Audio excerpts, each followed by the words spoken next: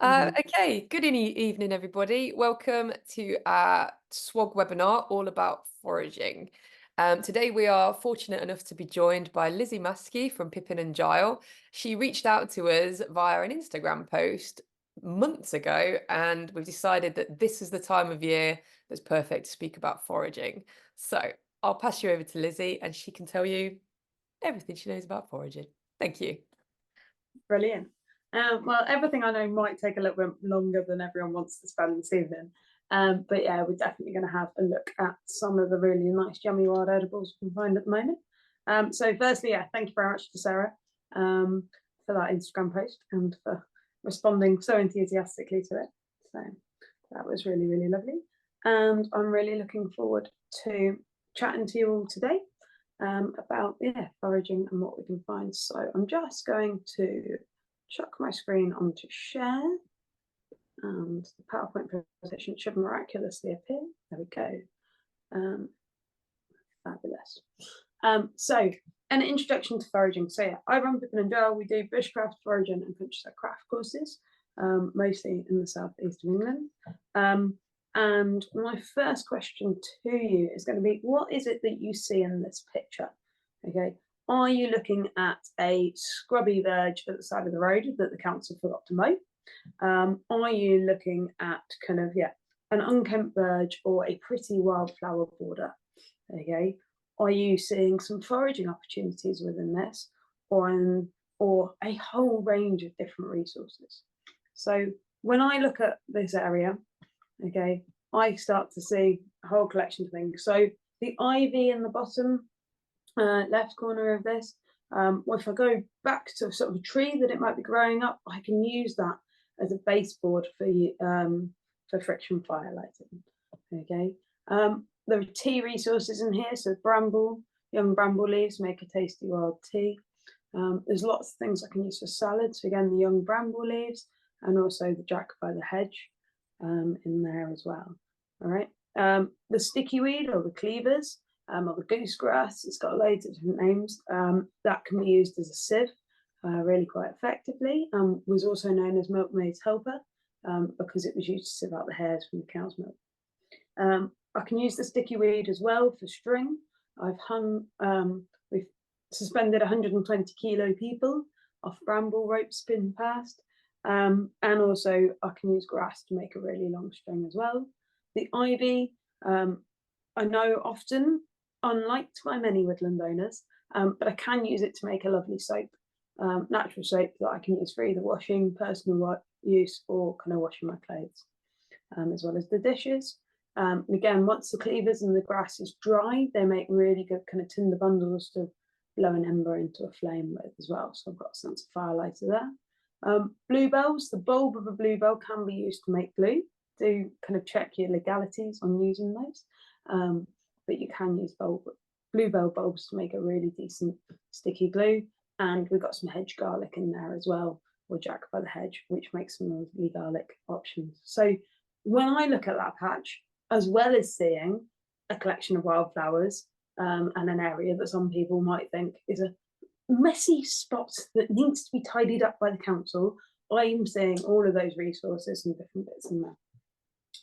And the reason why I think that's important is, well, if we move on to sort of images like this, both of these are nice big green open spaces that we can walk our dog. In fact, both of these are within half a mile of my woodland site. I think actually my woods might even be in the view of the background on the right. But we've got, one is an ancient chalk grassland being traditionally managed, and the other one is the local golf course. One is a barren green expanse, and the other has skylarks with huge abundance of biodiversity, 8 different orchid species and up to 42 species per square metre on the grasslands, and almost living in the woods as well. So if all you're looking for is someone to go for a stroll, maybe somewhere to get a cup of tea and a coffee when the weather turns, and sort of to celebrate just being outside, both of these options are equally valid. However, for us to be living successfully alongside nature, I want to encourage you, and I know I'm talking to the converted, to hang out in the ones on the right and enjoy those. So what I sort of strongly believe is that if you don't create that connection to the plants, then you don't see the differences between the two. It's a little bit like when you buy a new car and suddenly you realize that everyone is driving the same car as you, whereas before you might never have noticed that car on the road. You know, if you're learning new plants, you do the same with those. So if we don't know them, we just see green and it doesn't make much difference. If we do know them and know some interesting things about them, whether that's what we can do with them or the folklore and the history of them, suddenly we care and we notice, and we especially notice if they stop being there, and hopefully start to kick up a fuss and ensure that they are. So yeah, what Pippin and Gile, one of our key sort of phrases that we follow is that we do not know, we cannot understand, and therefore we do not value. Okay, so on this talk, my plan is to take you through 3 different common species, so nettle, elder, and wild garlic, and show you how to identify those and some of the common plants that they might look like, and also give you some really nice tasty recipes for how to use those later. And I will be sharing those recipe links with you as well. So bringing us on to the stinging nettle. So scientific name, Dioichea. I am not a linguist, but the scientific name translates to itchy and of 2 houses. So that tells us 2 things about the plant. One, it's a stinging nettle, so we know it's quite itchy and uncomfortable. Okay, but the of 2 houses tells us that it has a male plant and a female plant, and they are separate plants. Okay, you don't get male and female within the same plant, as you do with quite a lot of other species. The ID features of our stinging nettle is it has a square stem. Okay, and with that square stem, the leaves come off in opposite pairs. So you can see from this photo where the stem comes out, there are 2 leaves coming out in opposites, and then 90 degrees later, you've got another 2 leaves coming out. Okay, they have sharply serrated edges. I tend to look at the edge of a leaf and imagine that those serrations were a saw blade, and would I give it to a 3-year-old? Okay, and I wouldn't be giving this to a 3-year-old. Okay, it's going to make a massive mess of the piece of wood, but it's also going to make a mess of whatever the 3-year-old touches it against as well. And then it's got fine hairs all over the plant that look aggressive. They look like the hypodermic needles that they are. Okay, so they're not hairy, they're not downy, they look like they're going to stab you with silica, which is exactly what they do. They're made out of silica, they are hypodermic, and they inject you with all of those things that cause you to itch, of which there's a vast range of different chemicals. Interesting facts about it, the green dyes that you get from stinging nettles were often used during World War II to dye the camouflage. The Romans introduced it to Britain and used to use it. They self-flagellated themselves with the nettle and used to use it to help with rheumatoid arthritis. 20 minutes of getting stung by rheumatoid arthritis. Apologies. 20 seconds of getting stung by stinging nettles can reduce the inflammation and the pain from the rheumatoid arthritis for up to 11 days. We finally started looking into this through sort of scientific institutions just 2,000 years later than the Romans. It is a strong source of antihistamine. So the best thing to put on a nettle sting is not a dock leaf. It's a total lie, doesn't work at all. The best option is a stinging nettle. So smush the juice up like you would with a dock leaf. Okay, trying to persuade people to do that is quite hard work, especially if they've just been stung by said nettle. All right, but a firm pinch will crush all of those little silica hairs, so you won't get stung. The next best option that I tend to go for is that cleavers, sticky weed, goosegrass, sticky willy. It's got loads of different names. But the one you threw at each other as kids and it stuck to it in the playground. The juice from that does work very, very well as well. Stinging nettles are absolutely massively packed for the micronutrients or not. Okay, so this is where we're going to join in with the participation, or you're going to join in with the participation, and I'm going to make sure I can see some faces on my screen. But I'm going to ask you, is it a nettle or not? So what about this one? Do we think it's a stinging nettle? Yeah, brilliant. I'm getting some nods. So this is a stinging nettle. Fabulous. This is a female stinging nettle. that's gone into seed. The seeds aren't quite ripe yet. You could start to gathering them at this point. If we're gathering nettle tops, we don't actually want to be gathering them when they are in flower or seed. At that point, some of the bits inside them can start to sort of precipitate out, a bit like lime scale in your kettle. So the advice is to not gather them once they've gone to flower. If they are your nettle patch, you can just cut them down and let them regrow, and then they're not in flower anymore, and you can gather them like that. There you go. Generally, if you ask the landowner, they're very happy for you to cut their nettle patch down as well. Okay, but if you are cutting the whole plant, please do ask the landowner. So yeah, we do have a female nettle there. What about this one, nettle or not? Okay, we've got some different answers. We've got a few yeses and a few no's. Okay, so this is a white dead nettle, this one. So nettles have, it's very similar to a nettle, similarly structured, generally slightly longer and shallower leaves.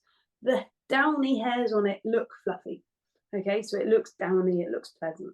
And then later in the year, as you can see here, it's flat, it's got flowers and it's pollinated by bees. That's that bumblebee is brilliantly highlighting for us there, whereas nettles are wind pollinated. Okay, so their flowers are very dull and uninteresting. There you go. Nettle or not nettle? I've got some nods, brilliant. Okay, yeah, so we've got some good nettles going on there. There you go. And some bluebells hanging out behind it. What about this one? Oh, I've got some shakes of heads. Okay, I've got a lot of shakes of heads. Interesting. Okay, this is a stinging nettle. All right, if I zoom in just a little bit, it's really, really early. In fact, I think what we're seeing on some of those leaves is a little bit of frost just hiding out on the bottom down here. So it is very, very early in the year. But what's great is with a lot of the foraging plants, if you're a grower, you hear about this thing called like hunger month and hunger gap, and it's sort of March through to May where nothing's ripe and ready yet. Doesn't happen with foraging. There's stuff that we can eat all through the year, especially in that early stage. Okay, so that is your stinging nettle. What about this one, nettle or not nettle? Brilliant. Okay, so we've got some good shakings of the head. Robbie, I love the energy going into that head shake there. Okay, what we've got here is this is a ground ivy, or also known as ale hoof. Okay, again, we've got the purple flowers coming out, and it's got a much more rounded shaped leaf. If you try hard enough, okay, the name ale hoof comes from the fact it looks a little bit like a horse's hoof, and it used to be used to flavour beer. Beer got better flavoured once we got hops in the UK. Of that, I can guarantee you. It is a useful one for kind of herbal teas. So this is a decongestion. It helps reduce your it helps reduce sort of nasal congestion. And so alongside nettle, we do antihistamine. If you've got hay fever, ground ivy and nettle is a good combination for you there. And what about this one, nettle or not nettle? Yeah, brilliant. Okay, I've got some good nettles going on there. Again, very nice young nettle, and some sticky weed just beside it, just in case you do get stung by the nettle while picking it. This one, cool. I've got some good shakings of the head going on there. Okay, so again, we've got that white flower, and can you see how those fine hairs are much more downy and friendly looking? Okay, so it is very nice. We're going to skip that one because that is obviously one of the purple dead nettles and not a nettle, or red dead nettle. And this one, yeah, this one's a nettle again. And then what about this one? Yeah, brilliant. So we're getting nailing this one now. So we've got another stinging nettle here. You can see the flowers are just beginning to come out on this area here. There you go. And then finally, this plant, what are people thinking? Yeah, it looks very nettle-like from this angle. Okay, that's the same plant. All right, yeah, exactly. So this is a white dead nettle. Okay, and yeah, it's a very nettle-like dead nettle, and it does actually grow. this one is growing alongside some of the nettles in the background are actually real nettles.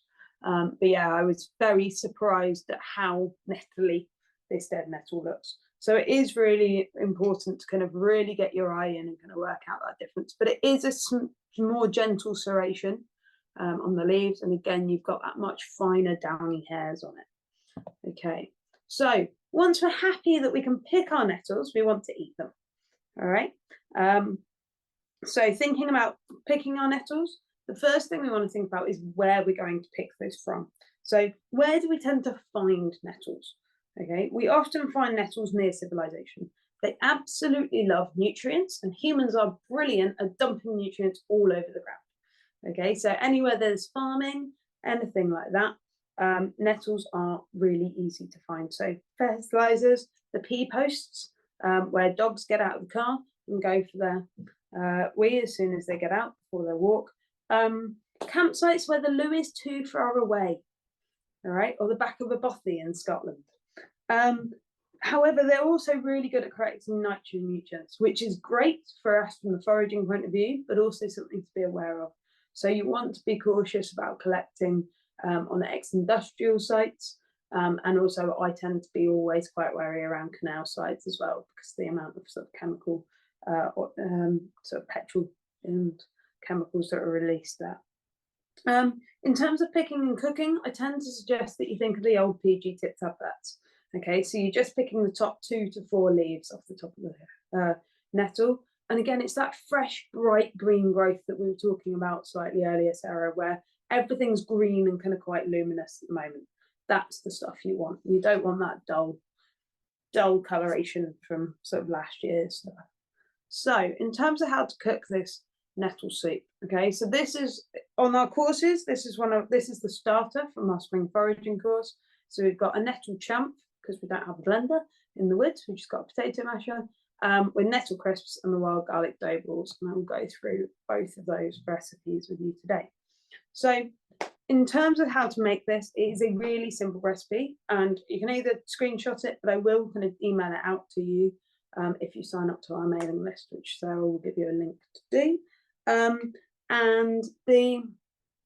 But yeah, it's super simple. Gather your nettles, fry off your onions, chop your potatoes up small, and then once you've chopped your potatoes up nice and small, fry those off with the onions, pour over a load of vegetable stock until it's just about covered, cook your potatoes, and then just before your potatoes are nice and soft, you're going to pour in your nettles. Make sure you rinse them. I tend to chop them by holding them with a spatula, because then I don't sting my hands while I'm chopping them up. And if you've got a blender, chuck it all in the blender at the end and sort of thin with more stock or water to taste. So really simple recipe, but really, really tasty at the same time. Okay, moving on to wild garlic. This was one of the most growing search terms on Google during lockdowns, especially kind of the early ones. So wild garlic, or ransoms, it's part of the allium family. So that is the whole of the onion family, and it makes the garlicky taste to reduce the browsing. Doesn't work where humans are involved. It is, along with the whole of the allium family, toxic to dogs. In terms of the ID features, it has a pointy, kind of long oval shaped leaves.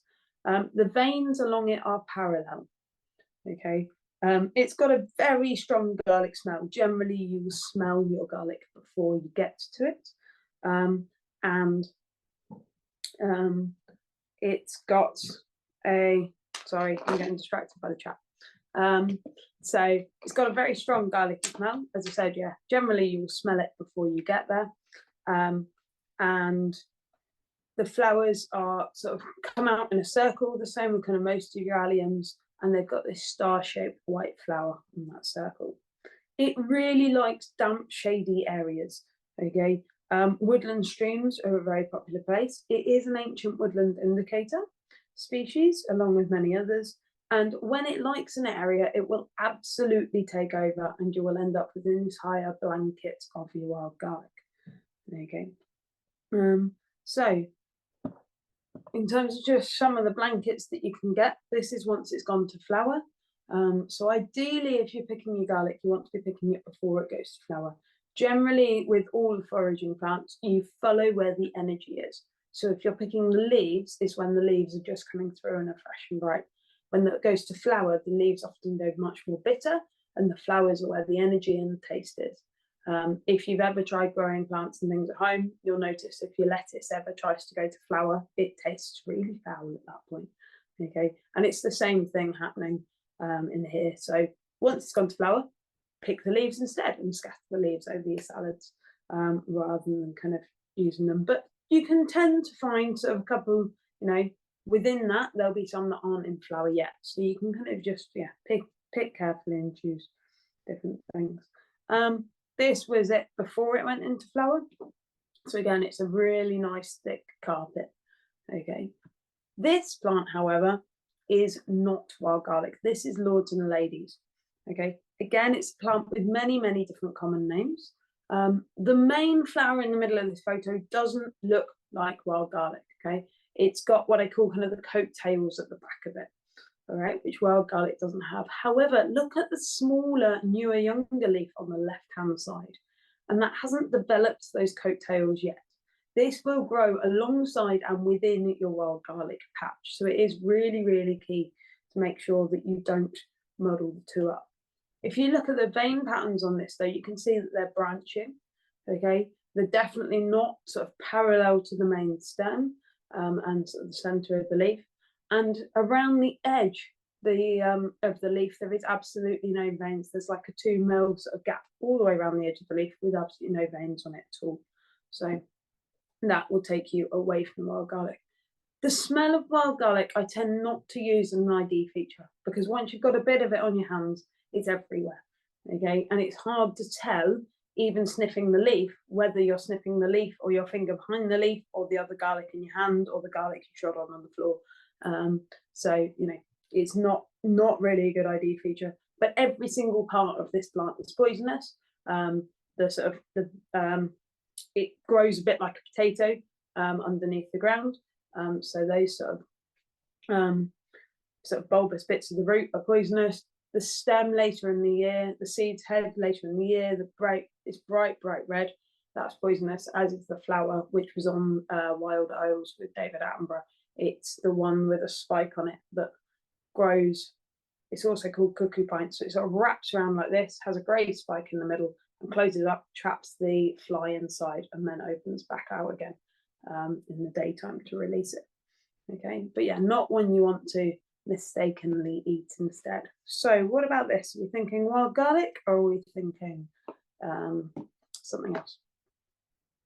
Brilliant. So we've got some good nods there. So yeah, we've got wild garlic going on there. Again, that's it in flower. What about this one? No, brilliant. Okay, so we've got some lords and ladies there. This one?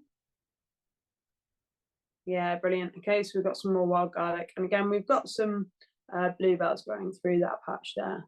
What about this patch? Brilliant. I've got some good shakings of heads there. I like it. So again, we've got the lords and ladies. What about this one? Yeah, brilliant. So this one is wild garlic. You can see that parallel veining happening there. So it's these veins that I'm looking at. Ooh, look at that. The pen works. Okay, so it's that veining that I'm looking at. I'm going to get rid of that pen now. There we go. So I'm going to hand you over to me, but doing a little video. So hopefully this will behave. Wild garlic butter. First off, we need to collect our ransoms of wild garlic. Here I'm picking the leaves. It's really important when you're picking a wild garlic that you do just pick it one leaf at a time. Lords and ladies is a highly poisonous plant that quite often grows within patches of wild garlic. Having collected our garlic, it's now time to put nasties on them either. Now that everything's chopped, it is time to start to prepare. So we've just got the butter here. We're going to start with just half the block of butter to begin with. Then what we want to do is really start to soften that butter. So this hasn't been in the fridge and I'm just getting it all sort of chopped up nice and finely. I'm going to add my garlic. Start with just a couple of handfuls. You can always. So I'm getting a lot of messages saying that the sound is rubbish. So I'm just going to talk over it. But basically, you get your wild garlic, you pick it a few leaves here and there at a time. You don't just collect all of it in one go.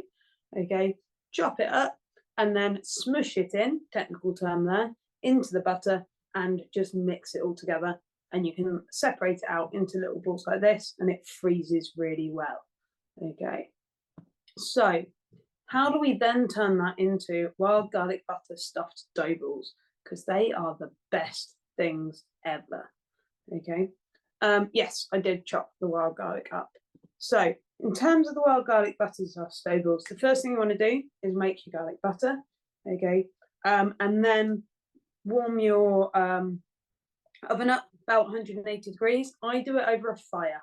So working out exactly the temperature is quite a challenge. Okay, but about 180 degrees. Put some self-raising flour into a bowl and make kind of a volcano or a well in the middle of it. Add some water and mix it into a stiff dough. You should end up with kind of a clean bowl with a little bit of flour in the corner of it. Okay, so yeah, it should roll into a ball and be dry to the touch. Knead it for a minute or two. It just helps make it sort of bind together and stick nicer later on. And then break the dough into kind of golf ball size pieces. Okay. In the middle of your golf ball size piece, you're going to cram in about 1 centimetre cubed of that wild garlic butter that you made and roll that up into a ball. Again, sometimes a little bit of water helps with that seal. Pop them into a baking tray. Make sure it's got sides on your baking tray because otherwise any butter that escapes makes a big mess inside your oven. Okay, so yeah, make sure your baking tray's got sides and then place them on the baking tray and cook for about 20 minutes or until golden brown from the top. They are delicious and incredibly moorish. Okay, so our third plant we're going to look at is elder, okay, or Sambucus nigra, its scientific name.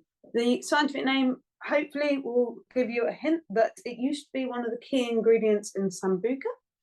Okay, Sambuca used to have some elder in it.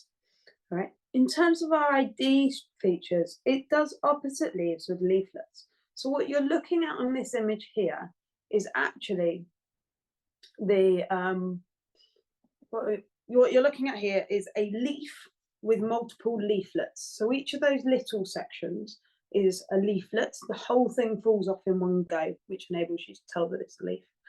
Okay, and the elder has 5 to 7 of these leaflets. All right, and again they come out in opposite pairs, the same as our nettles. So we get a pair coming out like this, and then up further up the stem, another pair coming out like so. They have serrated edges to their leaves. All right, I'm still not going to give it to a 3-year-old, but it's not going to do very well on my piece of wood either. Okay, because of the angle of those serrations. All right. The bark goes, when it's small, about less than 1 inch, it's quite bobbly. So you've got the bark growing up, and then you've got sort of the lenticels along it, which are sort of dark brown bobbles in sort of like whirls around the bark. Okay. Once it gets bigger than about 1 inch, it looks very cork-like. So it starts to go wrinkly and feel like a cork. There you go. It has hollow stems, which is where its name comes from. So elder came from ales in Anglo-Saxon, and that's because the hollow stems, it was hollowed out and used as bellows to blow into the fire. Okay. You don't want to burn elder, however, because it's full of cyanide. Okay, so every single part of the plant, apart from the flowers, contains cyanide. So don't put it on your fires. And there's a load of folklore around it. If you pick it and kind of things like that, you can cause a lot of you can upset the witches and they'll come out and attack you in an evening as well. So you find it growing in some slightly strange places. It often looks like a scrubby bush that's fallen over 3 or 4 times and just kind of regrow. And it will regrow. I know someone that used it as a fence post, planted it up, stuck it in the ground upside down to make it not regrow. And it went, sod this, sprouted and just turned around and grew the wrong way up. Okay, so it will kind of resprout and do lots from lots of different angles. Okay, so generally, if it looks like it's fallen over a lot, that's because that's exactly what it's done. So where to find it? All right, hedges, edges, scrubs and gardens. There are some cultivar varieties of it as well. Okay, there's one with black leaves and pink flowers. In terms of confusion species, the main one is rowan or mountain ash. Okay, the leaves are similar, although generally you get 9 or more leaflets on the rowan and the mountain ash. And the flowers, although they're also white umbels, whereas the elder is flowers with 5 petals, generally on the umbels, the rowan is 6. And they're much more open. So although they're kind of this shape, it's a stem and then a smaller umbel and a stem and a small umbel, whereas the elder stems from one point multiple times. There you go. So what do we think? Have we got elder or have we not got elder? Brilliant. I'm getting lots of nods of heads. So we've got elder there. Okay. And it's got these really big kind of pollen stamens on it with lots of pollen on them as well. What about this one? Less convincing, but yes, it is a ridiculously young elder tree. Okay, so it is the same height as a nettle at this point, but it was quite a large nettle. But yeah, this is a very young elder tree. Okay, what about this one? Sure, I'm getting some different answers on this one, but this is a elder. Okay, and this is showing you that bobbly detailing on the bark. So you can see those little brown bubbles coming along on the lenticels and the opposite leaves coming out. Okay, what about this one? Fab. So this is me collecting, hopefully it is elder because I'm collecting it. But yeah, this is me collecting the elder to make some elderflower champagne and elderflower cordial. So we have multiple recipes for elderflower champagne on our website. One slightly more alcoholic and fizzy and one slightly less so. What about this one? Elder or not elder?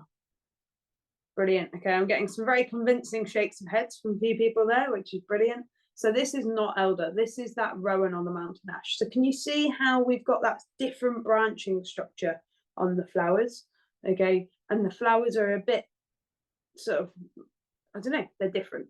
They've got a different structure to them. They've got much less of the yellow pollen. They're much whiter on the inside. And we've also got multiple leaflets, so definitely sort of 9 or more on here. So what about this one? Elder or not elder? Yeah, brilliant. Lots of nodding heads. So again, we've got the elder there and that really nice big fluffy white flower heads going on there. And then almost, I think this is one of our last options. Brilliant. Okay, so we haven't got elder on this. This is the rowan. And you can just make out those rowan berries at the top left there as well. Okay, so the elderberries are much darker red, almost purple black. Okay, and then what about this one? Oh, lots of pausing for thoughts on this one. Okay, brilliant. So yeah, we've got elder on this. So this is that old style bark. Okay, I'm just going to get that curtain because I'm aware I can't see anything.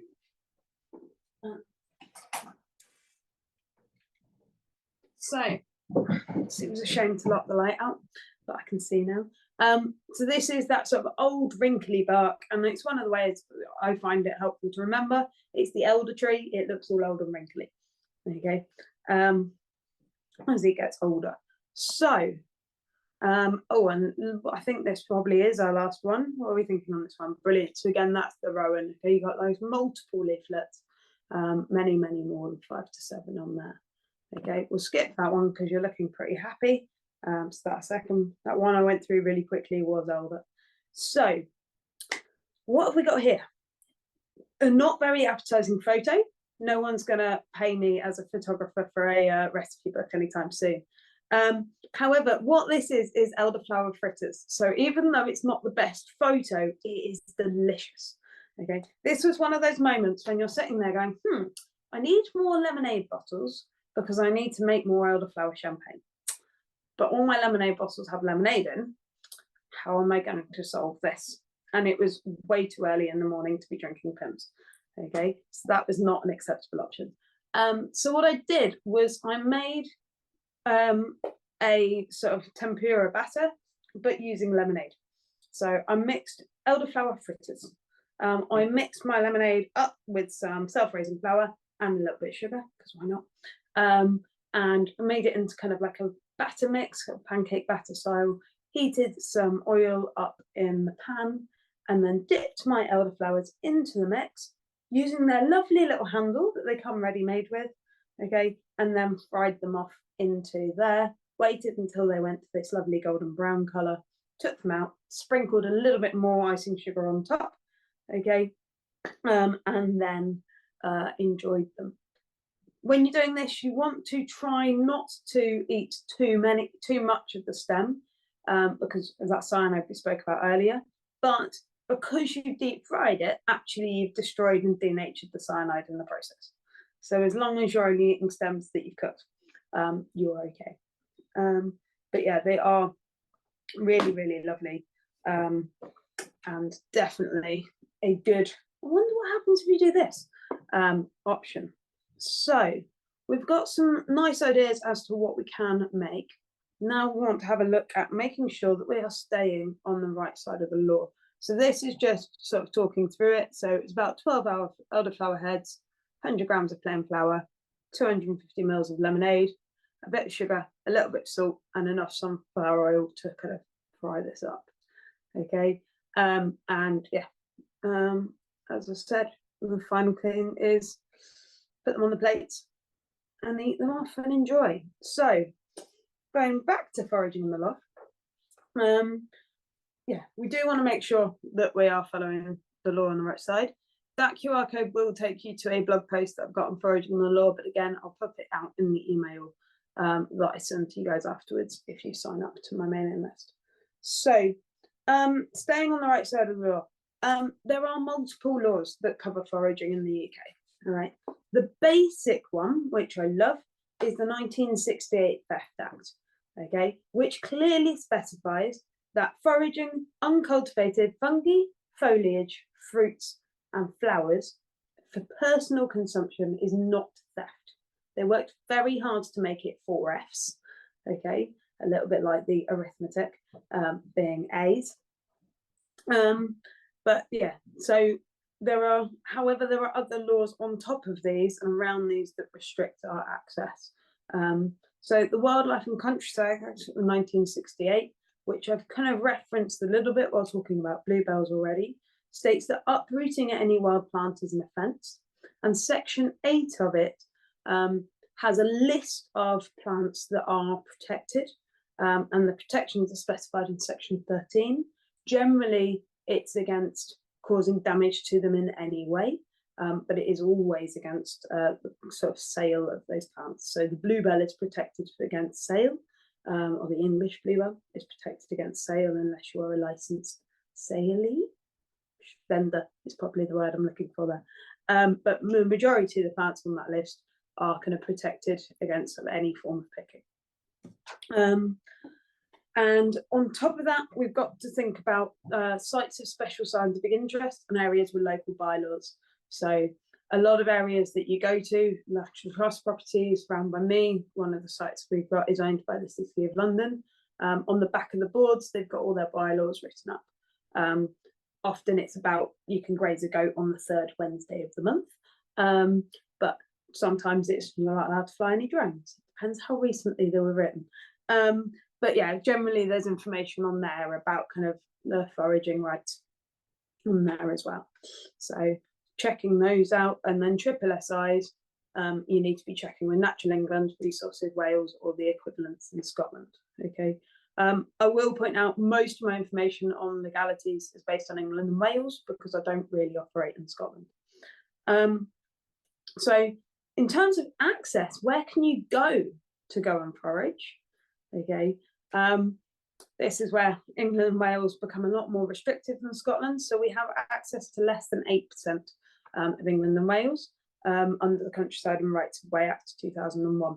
So that gives you access to upland areas, but not for the purposes of foraging. You have the right to go for a walk or walk your dog on a short lead. As soon as you are foraging, or intentionally removing, damaging, or destroying any plant, shrub, tree, or root, or any part of any plant, shrub, tree, or root, you return to committing trespass. Okay, so as you're strolling along in your open access land and picking the blackberries, you are officially now committing trespass. However, if you're on a public footpath picking your blackberries, you're not. That's acceptable. So yeah, it does become a bit of a minefield if you look into it too carefully, but it's definitely one worthwhile being aware of. And if you're taking any implements or tools with you to do your foraging, it's definitely worthwhile looking up kind of knife law and rules around kind of sharp tools as well, because they are generally seen as offensive weapons and come with an unlimited fine and up to 4 years in jail. And that is something I'm sure you would like to avoid. So, as I'm aware that I am starting to run out of time, which is perfect because I'm also running out of talk. So I hope that this talk has given you a little bit of inspiration, inspired you to go out and look at your patch of woods or an area near you, if you're not actually a small woodland owner, and sort of look a little closer on your next walk. Okay, to try new things and to experiment with new recipes and new ingredients. You'll quickly begin to notice new things along routes that you've walked day in, day out for ages. A little bit like I mentioned earlier of when you get a new car and suddenly everyone on the road's got that same car as you. Okay, so don't try and learn all of the, myriad of different plants that are available to you all at once, because it will be completely overwhelming. Take a new thing every week and play with it, experiment with it, learn, or once a month. Take little and often, build your knowledge, and you will find that there is a whole repertoire of options and ideas opening up to you. So, brilliant. I'm going to close screen sharing and look confused as to how to do this for a minute. There we go. Fabulous. And if you in the chat, Sarah, did I send you a link to sign up to my mailing list? I believe that Mary, my glamorous assistant, has put it in the chat. Amazing. Perfect. Thank you very much, Mary. So yeah, if you click on that link, and I will send you lots of bits of information from today, and one lucky person that signs up this evening will get a ticket to our late spring foraging course as well. So I can see there are 47 comments in the chat.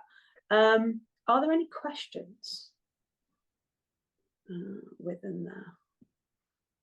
So a bit of a man.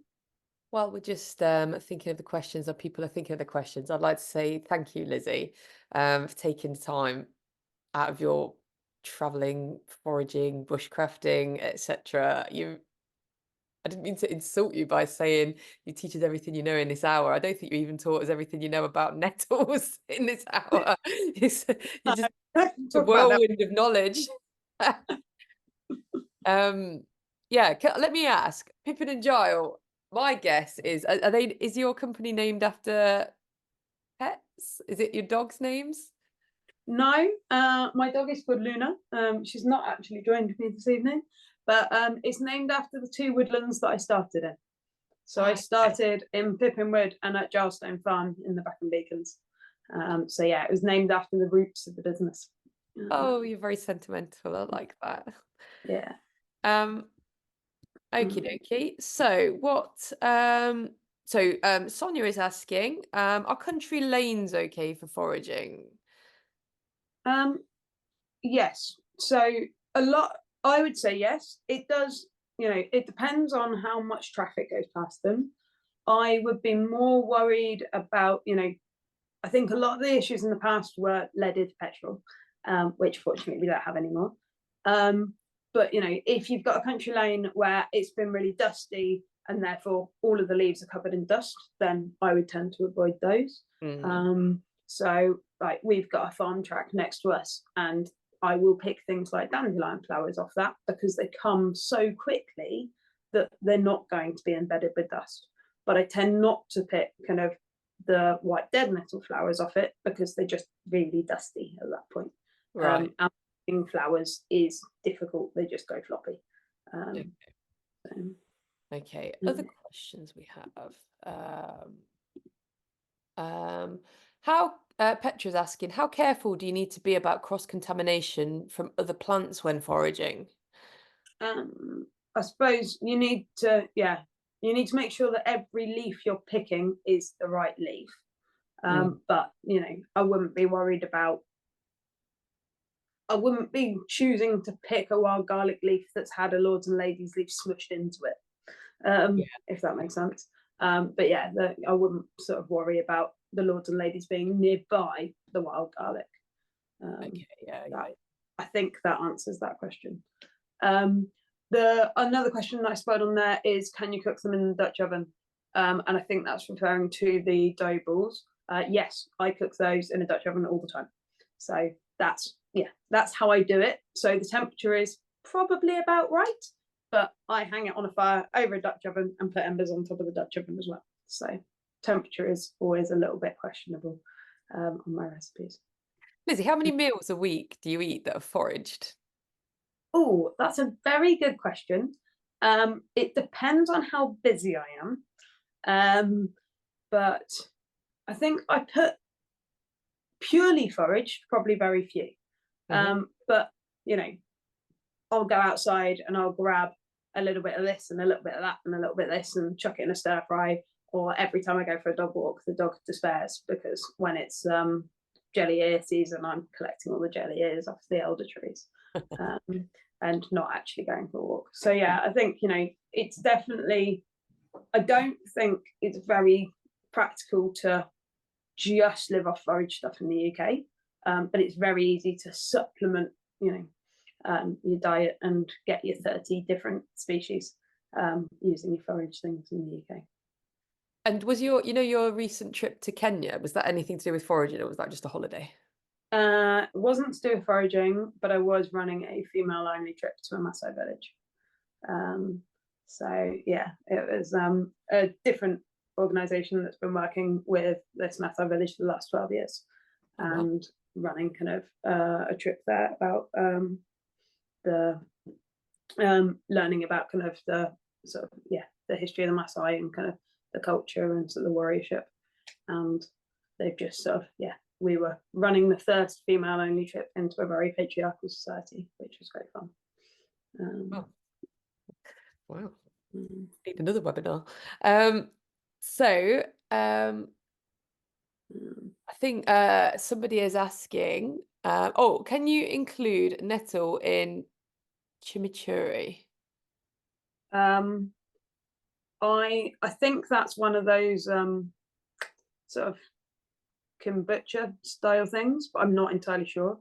And that style fermenting isn't one that I've played with because I don't do bitter things. But we do have a foraging and fermenting course in September and October where I'm partnering up with a vineyard or winemaker, and we're going to make a whole collection of different alcohols. Nice. But yeah, fermenting alcohol more than kombucha. I think your elderflower fritters done in lemonade gave us all a clue that you've got a sweet tooth. Yes. So what else? There's a Nick West asking, do you connect nettle seeds? So I tend to use them. I'm better at collecting them than using them at the moment, but smoothies and porridge and kind of sprinkled over stuff. So kind of on the top of hummus works really well. And just sort of a tablespoon of them into smoothies or stirred into porridge. Do you call it foraged porridge? No, but I like the sound of that, so I might start doing it. Get that trademark quick. Someone is asking, how ill have you been from foraging? Have you ever? No, not that I've noticed. But no, I think just make sure you pick the right plants. And if you're not 100% sure, don't eat it. You can take it home and have a look. So yeah, I know Mary's just pointed out the Wildflower Key book. It's a brilliant book. She sent a link to it from the NHBS, which is an awesome organisation. But yeah, it's a horrible book. In that, you know, you're reading it and it's telling you to count, you know, how many sepals are on a flower at this time of the year. And it's all in code. But it's got an illustrated glossary at the back. It's got the descriptions at the front. And if you go through the key correctly, you end up at the right plant. So yeah, it's a really, really brilliant book. But yeah, definitely not bedtime reading. I'm in my foraging journey. I'm very much of the look and leave stage where I just but I think I do know what wild garlic looks like because we've got some in our woodland, but yeah. And I think, you know, it's that, you know, you don't have to go for the really complicated stuff first. So, you know, I didn't start foraging cow parsley because it's in the umbrella for flower mallee, and things like water droplet and hemlock are, you know, much harder to identify. But you know, most of us know what a stinging nettle looks like. In fact, when I first started foraging, I had to work out how to describe what a stinging nettle looked like, because it was just a stinging nettle, and you know, I knew it innately, but I didn't know, you know, actually it's got opposite leaves and it's got this and it's got this and it's got this. I had to work that out to be able to explain it to people that didn't know it. And I think that's a really interesting way of looking at the plant, both ways. You know, you glance at it, is it a stinging nettle? Yes, no. And then, but why? And I think, being able to know both of those is brilliant. I think I'd choose to get to the yes, no stage if I'm learning a new plant before I try and forage it. You know, where it's just very clear, yes, you know, your gut instinct is, you know, you don't have to think about it. You look at it and it's, you know, just like you look at your mate and it's your mate. You're not going, what colour hair have they got? What shaped eyes have they got? You know, what's their hair like? Is it the right person? Yeah. But, oh yeah, Hayley's reminding us that wild garlic is poisonous to dogs. Yeah. So as I mentioned, the whole of the allium family is not good for dogs, and it is why it's got that garlic flavour. It's there to dissuade people, or not people, but dissuade grazing on it. It's definitely aiming to reduce the amount it gets eaten. And Denise is telling us that she was lucky enough to travel to Kenya with you, Lizzie. Yeah, no, I thought I spotted that Denise on him. Like, Petra is asking, as we're saying, that she's been concerned about plants near water droplet hemlock.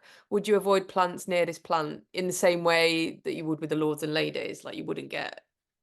I suppose again, I don't think, you know, it's not going to infect a plant next to it, just like with the lords and ladies. Like that, if I'm picking things out of water, I am thinking about things like liver fluke and kind of other things that might be in the water. I'm mostly based on a chalk hillside, so standing water is not something I need to pay too much concern to. But yeah, so there are definitely kind of like sort of your watercress, if it's in an area where sort of sheep are grazing, you are looking at kind of things like liver fluke and issues like that. But as far as I'm aware, just because a plant is growing alongside another plant, as long as you are picking the correct one and not grabbing fistfuls of a mix of plants, you haven't got any issues. Okay. And I know there's quite a lot of questions on the foraging, on the mushroom foraging, which I tend not to kind of do in terms of picking chicken of the woods from yew trees. And I don't think anyone's got any distinctive answers from that. But you know, we pick jelly ear from elder trees all the time without any question as to whether you're going to get cyanide poisoning or not. We had an interesting webinar about fungi in about, was it January or February, and they were telling about how to do identification with the substrate rather than the sort of the features of the fungus, which I found to be quite an interesting approach. I've never thought of doing it like that. So yeah, there are like there's loads of bits, and what I quite like on quite a lot of the plants that you look at, you can see things in that, you know, if you're coming off a hill on the fells, so if you've been walking in the Lake District or something, suddenly you'd start kind of noticing, oh look, I'm getting the nettles, and then, you know, you're getting to the bottom of the valley and you're going to find the pub and villages soon. So, you know, that landscape can tell you what to look for, but what you find can also tell you about the landscape, which I really like. Okay. Any tips on planting a forest garden? I think that's sounds like an idea for a whole new webinar, to be honest. But yeah, not that. I suppose it depends what you want.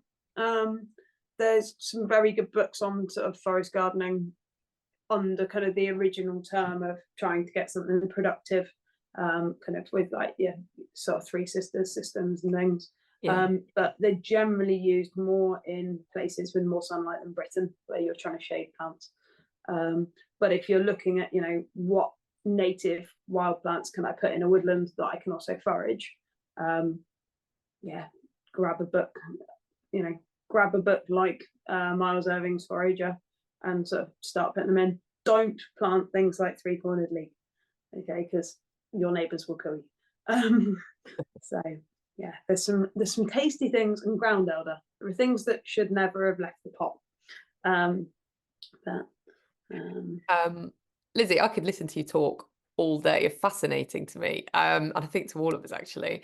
I'm gonna cap it off with a question. How did you get into this? I imagine you were a kid who was out in the outdoors all the time. So how did you like grow? Like, tell us your story quickly. I was a kid that was outdoors loads. I was really, really fortunate to kind of grow up in the middle of nowhere.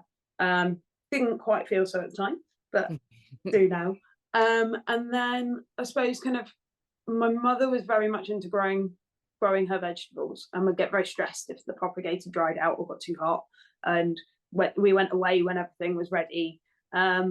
And I just picked up Richard Maybe's Food for Free, and one of the copies we've got on my parents is older than I am, because it's been around since 1971 as a book.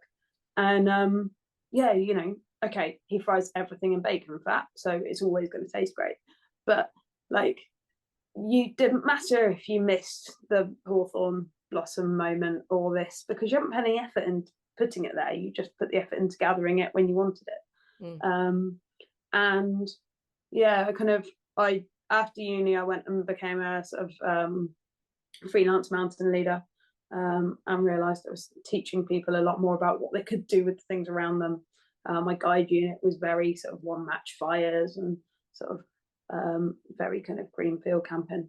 And then yeah, kind of I haven't realised it all came under this umbrella of bushcraft for a very long time. And then yeah, as soon as I did, I went and booked myself onto an awful lot of bushcraft courses, and then was just like, right, this is the way to go. So, and yeah, I'm really, really grateful to anyone that comes on a course, because it means that this gets to be my livelihood, with people wanting to come and learn and find out more about how to do it, and sort of create wonderful things from the woodlands. So your passion really comes through. I think it's I think I've really, really enjoyed this talk. So thanks so much, Lizzy. And the fact that you've just done it out of your own goodwill, and you've just given us an hour of your time, and more than that, because you've prepared all of this for us. Thank you so much for the recipes. Thank you so much for the links. And I've got the links, and I will email them round. But I implore the rest of you to sign up to Lizzy's mailing list. I will be doing that, and I think if you could all post on the Instagram. I don't like to sit in front of the computer, so I don't bombard you with emails. That's true. Yeah, we've been in contact for a few months, but we've only done about 5 emails, haven't we? So yeah. So please sign up to Lizzy's mailing list, but I will get those details round to you via my mailing list. Yeah, just a big virtual round of applause for you, Lizzy. Thank you so much. I will be uploading this to YouTube at some point this evening or tomorrow. Not happening. Thank you very much. Cheerio, everyone. Thanks. Yes, great.